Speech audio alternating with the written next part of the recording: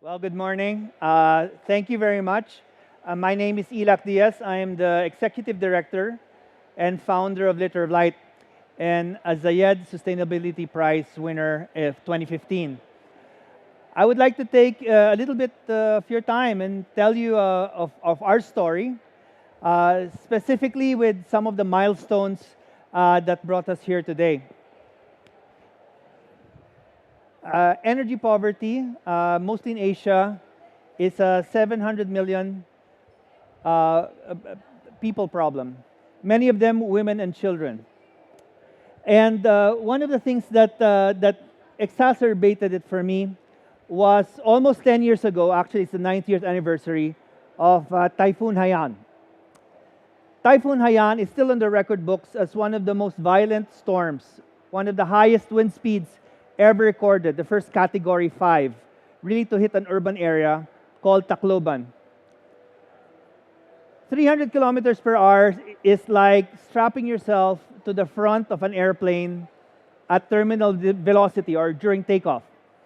10,000 people lost their lives and more than 4 million houses were destroyed within 24 hours. When I was sent over there, my background really is as an urban planner. I called back my professor and I said, the roads are littered with trees. There's not going to be electricity here for at least 4 to 5 months. 20-foot waves had covered the city, and this is the cause for most of the deaths. What do you want me to do here? And he said, take a piece of paper. I said, I'm on the phone. So I took a piece of paper. Do you have a ball pen? And I said, yes, I do. So I put a point on the middle of the paper, like he told me, and says, what do you see? And I told him, well, I see the dot. What else would there be? And says, well, that's your limitation. You're looking at the problem, but what about the rest of the white paper, right? What are the other possibilities that you could do in such an extreme situation? So walking around, we basically saw 2 soft drink plants that were inundated. And I remember looking at them and remembering simple high school, where optics, where if you put a bottle of water and you put light from the top, it will refract to the bottom. So we took these plastic bottles and we started sticking them on the rooftops of shanty areas. Remember, 4 million houses destroyed. One half on top and one half below, filled with water and a couple of drops of bleach. And this allowed refracted light from the top to be able to come in. But one of the biggest challenges for us was, what about night at light? This is where Liter of Light is started. We found out that it would take about 6 months for lights to come in the bulk that we wanted. Plus, we were told that 60 to 80% sometimes of the cost of moving emergency funds, moving humanitarian supplies from one place of the world to the other, was that expensive. And so what we did was we went to the next town that was producing solar toys, and we got LEDs from motorcycles, radio parts, and started building solar lights with the LEDs in the bottle. Very simple, but what was interesting here is we did not have a manufacturing plant. We were asking people to be able to assemble it by hand. 30 minutes would give 5 years of light. So instead of 5 months, we would only need 30 minutes to be able to produce lights.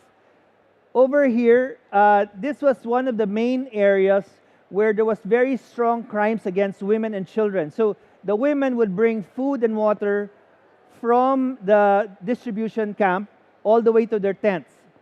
So they would pass through this area. So there was no light. But we used, of course, bamboo poles, as I said, LEDs from motorcycles, and simple radio parts. I can show you immediately what I'm talking about. What's interesting here is we started to see a very interesting model. And the interesting model here is corporates were donating food and water, but not light. A lot of the children there were having third-degree burns because light was caused by putting it in quarts of kerosene, putting a wick, and then sleeping with it in the tent. So the children would roll around. So we started getting plastic bottles, as I said, LEDs, bamboo or PVC, whatever we would get, and we would ask them to start building simple circuits. Okay, wait. So corporates, our business model was corporates would buy the parts, then they would assemble it as their CSR, and then we would give all of this to women in the communities. But the technology was something that we said if it could not be fixed with a simple screwdriver, it would be very difficult to maintain. So mobile chargers, street lights, lamps could be all fixed by hand. One of the most interesting thing there is this imported, patented, expensive to light up villages was also becoming a burden in other countries. Yes, you gave them light, but if you donated 1 million lights today, they were designed to break within a year or a year and a half. Most of the circuits are imprinted. There's no way for them to fix it. So after the lifespan of the solar lamp or the solar product, it will break down. There was no initiative really to start building it from the bottom up. And that's where Liter of Light came into the fore. We have empowered women to move away from kerosene. And now, instead of selling quarts of kerosene, where sometimes they take 4 hours to go to the city and 4 hours back every 2 weeks to fill a drum, often at 35% of the expense of their village to power their village, buying these expensive carbon-based fuels, they would now rent out solar lamps. So money was not going out anymore from the village by going solar. If it breaks, they can easily repair it with a screwdriver. Or their husbands can go to the nearest town and buy the parts. Interesting also is, if you needed to charge your mobile charger, they have a mobile charging system. Not necessarily to be able to do internet, but most of the women now, they exchange education through their phones. Because books sometimes are not as easily to maintain in tropical areas, they use phones to educate their children, or phones to be able to share information. But the most important part is 70% of crimes against women are because of our street lights. Our street lights basically are rented. In a way, the same way we pay our dues in the city, each one of us, to keep common public lights open, it's the same way they also collect money from each household to keep the streets lit. So what we basically created is a bottom-up approach to creating these solar cooperatives. One of the biggest and most important parts in our career was we were about four countries. We were in the Philippines, we were in Bangladesh, we were expanding into India, and of course in Malaysia. But the Zayed Sustainability Prize allowed us to expand to 32 countries. We were able to replicate this idea of not moving solar products, especially those that had a planned depreciation from one country to the next, but then start building them from within. So in Africa, they have their own solar production, solar panel production. In Kenya, in Colombia. So we did not have to move all the finished parts from China. We were starting to create this kind of economics or greening from the bottom up. Just to prove our point of how easy it was, the way that we did in the village, we actually challenged 2,300 Emirati children. And we said to them, why don't you spend 1 hour with us and we will teach you to make a solar lamp that will last for the next 5 years. And so, astonishingly, they all came and we were able to actually break the world record for the largest sustainability lesson. So, something that young people can create, everybody can be a change maker. We wanted that solar was not only from companies or donation from philanthropies, but it was something that empowered people, something that they can replicate. But the most important model here was something that they can take away from me. They don't have to be, I don't have to be in the middle to create that change. Sometimes we donate 100, 200 lights. When we come back, it's 600, 1,000. How is it even possible? It means that they're starting to replicate without us. You know, when I told you about 60 to 80% of humanitarian funds are sometimes used for transport of goods from one place to the other, the study said, why are we not putting that money in local productions of the same products? And so, Liter of Light began that process.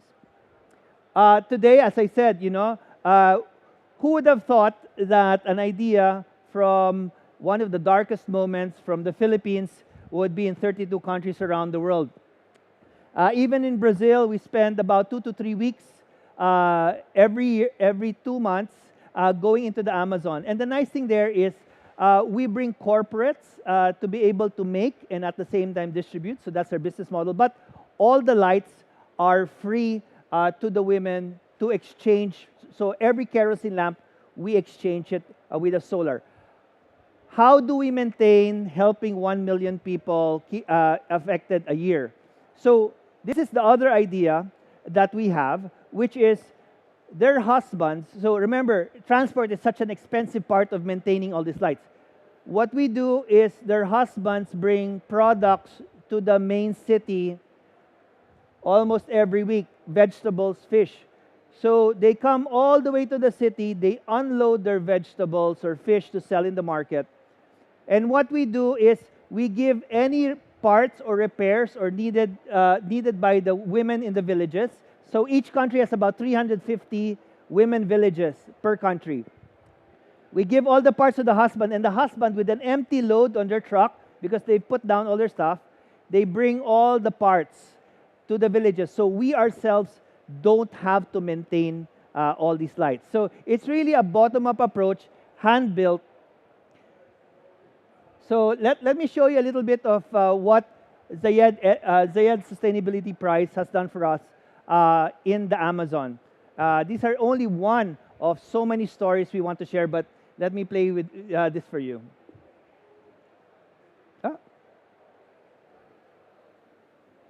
Okay, I'm a millennium, not a millennial.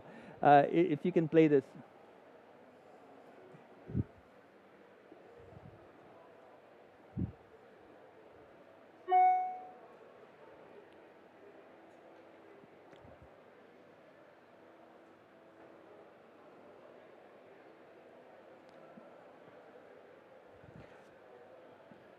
So over here, we're teaching women in the Amazon.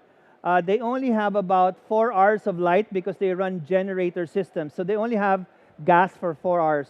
And the rest, they have to do in darkness. So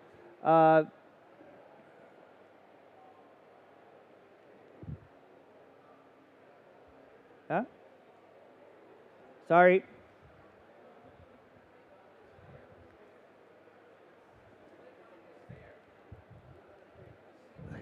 Yeah, but I have a, okay. I have a,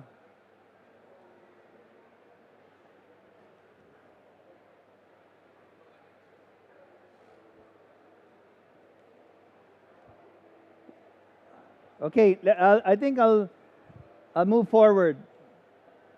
During COVID, or while it's playing, but during COVID, the truth is we almost went bankrupt. Remember, we work with corporates all over the world to be able to buy the parts, and at the same time, we charge 20, 25% for them to allow us to carry out the event. So we have income. It's not a charity. And at the same time, maintain those villages. And what happened is now I did not have access to schools, to charities. We were going broke. And I was watching this film called Light It Forward, Pay It Forward. I don't know if you've seen that, but what happens is one person does some good and then says, "Don't pay me back if you can do the good for others." And I remember Philippines has the longest lockdown in the world, 20 months. 20 months stuck at home. And the worst part there is a lot of the villages actually rely on kerosene. So the tourism money that they have is used to light up their villages with kerosene or petrol. Once that stopped, you could see a lot of the villages, especially those with culture, having a hard time. I'll just go ahead. Okay, I can't even, I don't have control now. So what happened was we started this challenge called ah,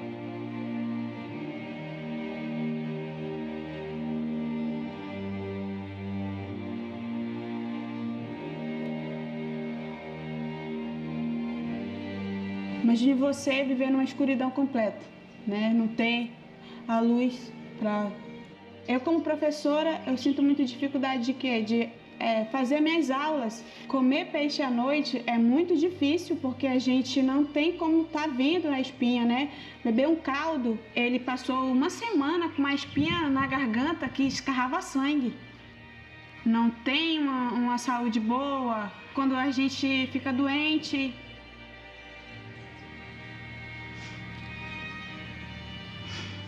Porque é muito difícil você viver num lugar, né, desses, não ter uma luz, não ter como se movimentar na sua comunidade, sem fazer um trabalho e não poder.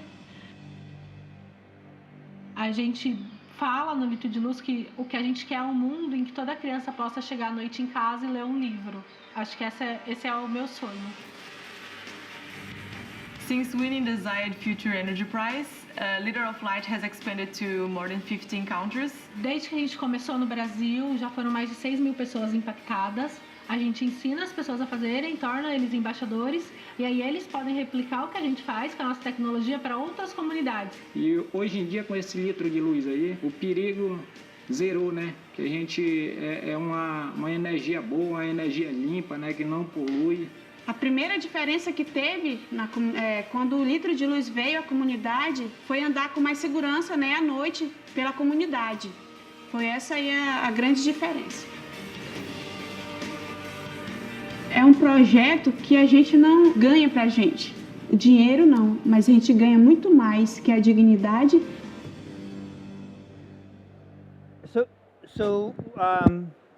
What makes this interesting is really the fact that they can use, we use vape batteries, the one for smoking 18650s, or we recycle batteries, cell phone batteries.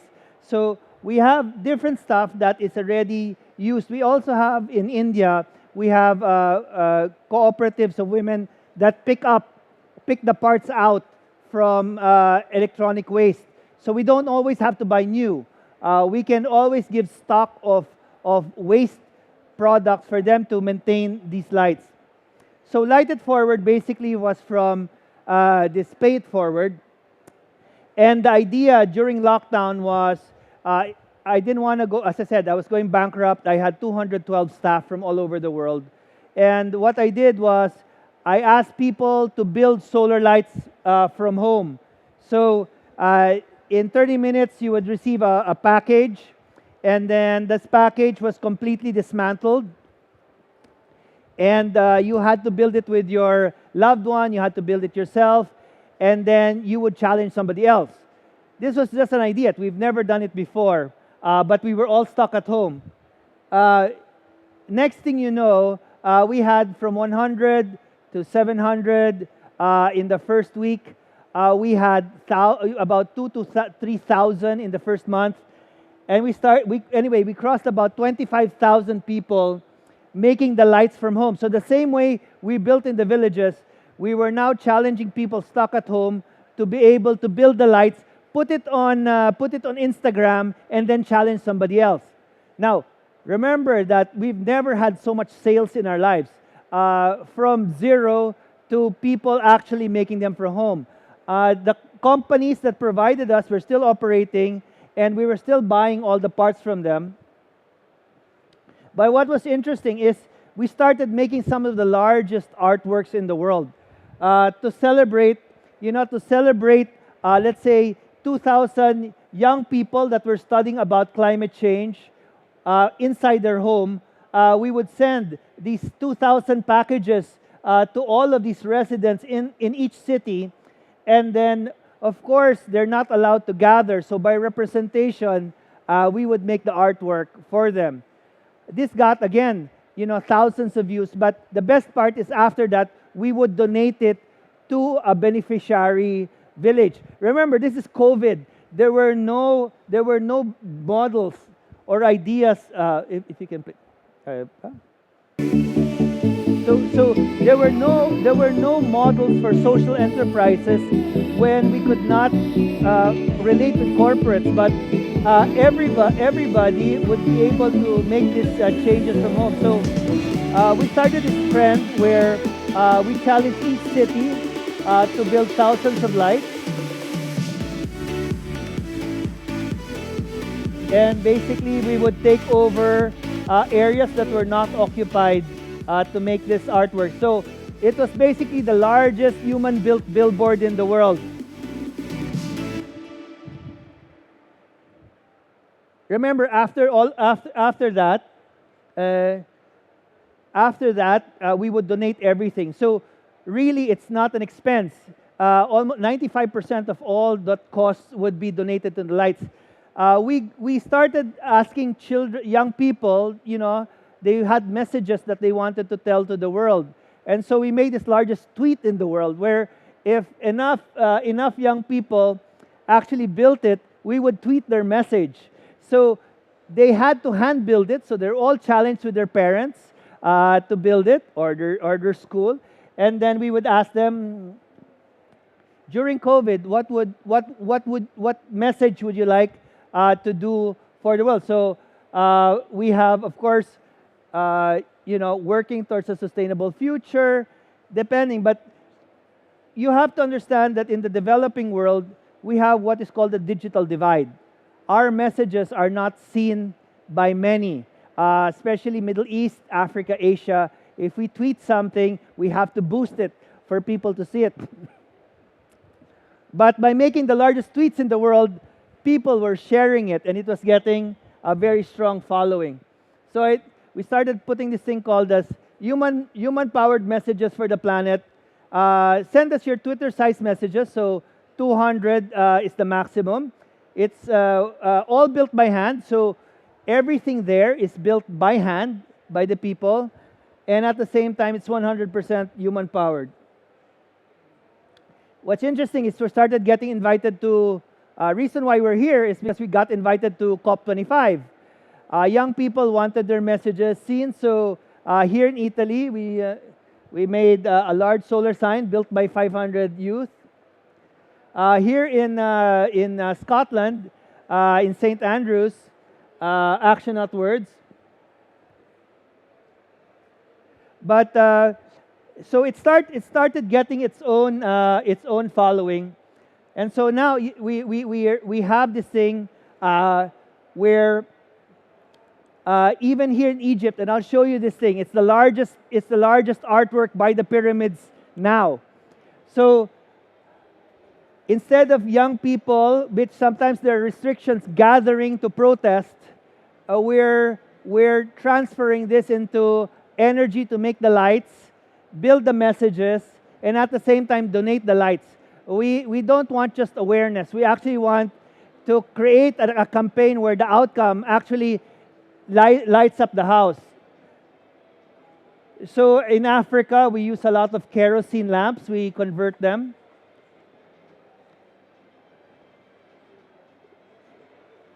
It's very tedious. It's all by hand. It's not drone technology. But I'll tell you what, you get a kid to make the artwork, he will tweet it to everyone that he knows. So, of course, here in Morocco, we do pottery because a lot of women are losing their jobs to plastics. So, so this is our Morocco operations. Nobody wants to donate to solar lights, but everybody wants to donate to make the solar light and be part of the artwork. That's the situation that we find ourselves in. So yeah, uh,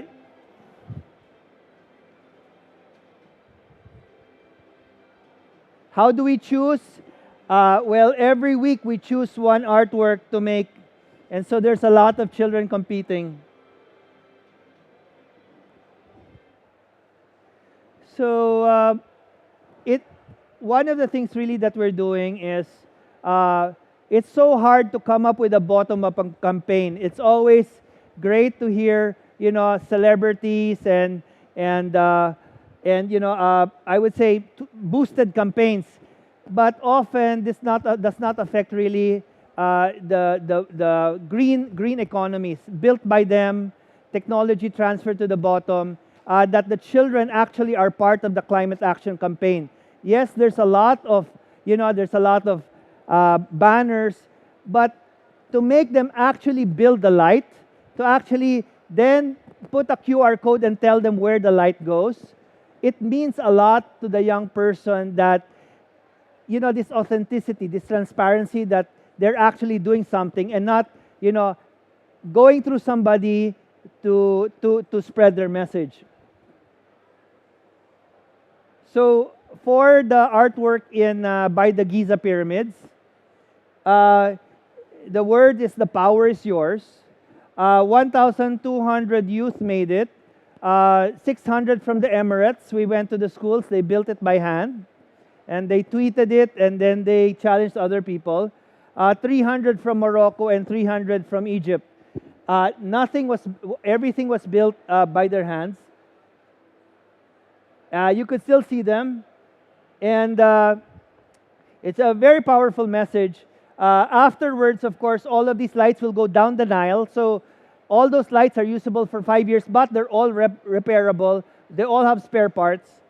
And the Power Yours is actually my hero, which was Captain Planet. I don't know if anybody here knows Captain Planet, but he was the first multiracial hero that I ever saw, a brown-skinned superhero where, you have to come together from Asia, from Africa, from America, from Europe, without which you couldn't create the most powerful being to save the planet. And so I created The Power is Yours.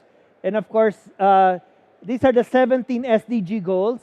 So I did, of course, tell them what the SDG goals are. And of course, to preserve life. So this is apparently the largest solar artwork now in North Africa. And that's it. How does somebody come from the middle of Pacific to be able to have 32 countries around the world? It's really by people understanding that putting the technology in thousands of hands or millions of hands is as valuable as investing in one or two corporate or factories that need to import it.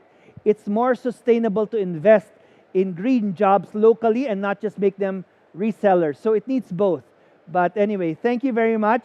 And I was happy to share our story from darkness to light. Thank you.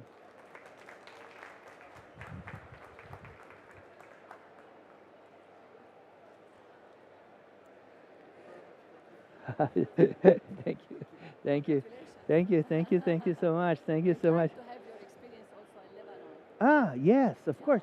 So the thing with Lebanon is you need to start teaching them how to actually transfer technology. Yeah. Yeah. But Yeah. So you have the yeah, but the batteries the battery is very available. The battery is 18650. It's the most common battery around there. So sorry, it's a bit loose. I was. so what we make ourselves, which one? So you can buy. So the plastic bottles is just to stop the water from coming in. The LEDs from motorcycles everywhere in the world, and then the circuitry is just very very simple parts. So this is the simplest way to build a solar light. You don't need sensors for the light. You just balance the. So let me show you. When somebody gets this, what do they get it also with the battery? Yeah, everything. So you'd see how, you would see how simple technologies could test it. They could test it by hand. So you don't need these factories. You just even for